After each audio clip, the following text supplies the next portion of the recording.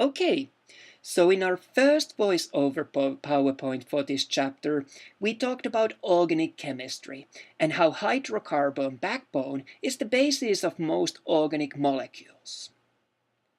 Now for the rest of this chapter, we will be focusing on 4 important organic molecules in biology.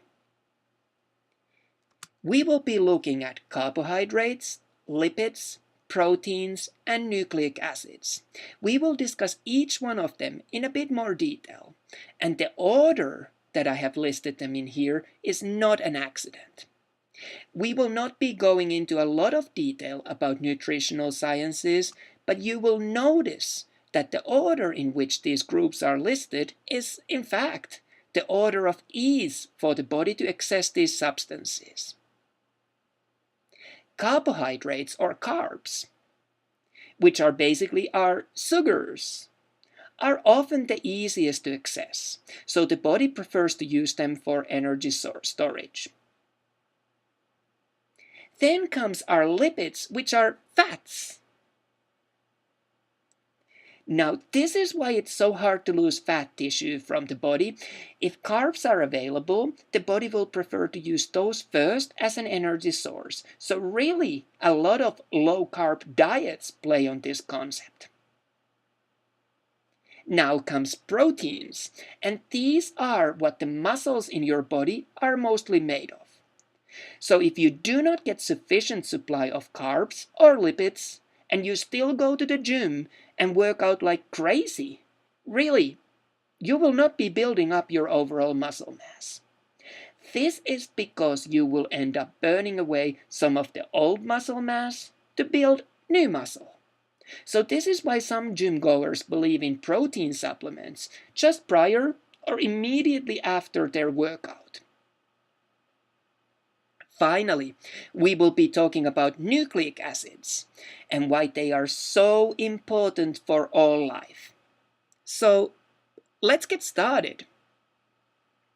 What do you think of when we talk about carbohydrates? Well, most of the people would be thinking of pasta, bread, potatoes, flour products, grains, all that good stuff that they tell us that we should not eat on a diet, right? Well, I do really want to highlight that these are not the only types of carbohydrates that are available. Really, you can get an amazing amount of good carbs from greens, vegetables, and fruits. Now this looks a lot better. Some better sources of carbs include vegetables, fruits, whole grains, seeds, nuts, and beans. For example, sweet potatoes, quinoa, and oatmeal are good options to replace some of the less perfect carbs that we tend to typically go for. So let's look at carbs a little bit more in detail. So carbohydrates are universally probably the most used source of energy. In addition to supplying energy, they also play a role as structural material. But not all carbohydrates are alike. Carbs can be very simple, such as sugars, or much more complex, which would be a better option, and I will tell you why. Simplest of carbs, known as mono or disaccharides, are structurally very simple. They are made of just 1 or 2 sugar molecules. Why would this be less ideal? Remember, your body is greedy.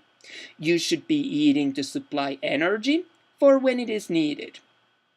However, this does not usually happen in our modern society. We eat more and at different times than we need the energy for. Therefore, any extra energy gets stored, typically, as fat. So what happens when you eat simple sugars, such as these donuts here? Well, your body breaks apart these molecules, like it does break apart all that we use for energy, but there is not a heck of a lot of steps in the process to break it all apart. So the energy from sugars is available pretty much immediately, and like I said, does not get used when we really need it. but right at that moment. Instead, you get a sugar rush, burn it off, and then crash. Now you are all out of energy again, even though you just ate a donut. Some examples of simple carbohydrates include the sugars that we talked about, honey, and milk. What would be better?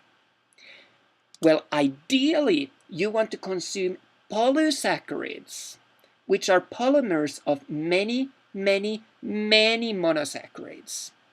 Good things to eat would be, like I mentioned earlier on, whole grains. These take many steps to break apart. And in this way, the energy stays available in your body for much longer, for that moment when we might actually really need that energy. Polysaccharides make a great energy storage molecules, and we find glucose stored in plants as starch and in animals as glycogen. Also, do not forget that we need some fiber in our diet. Although the fiber itself is not taken up by the body, it acts as bulk, giving us a sense of being full and pushing the material along our digestive tract. Some carbohydrates function even as structural material. For example, cellulose makes plant cell walls and is used to make paper. In fact, most of Europe's newspaper material was in the 90s made of finished cellulose of origin. Chitin instead forms an exoskeleton of animals such as crabs, lobsters, and many insects, including cockroaches, which I keep in my lab for many different experiments that we do in introductory biology courses. I might show them to you in some of the videos.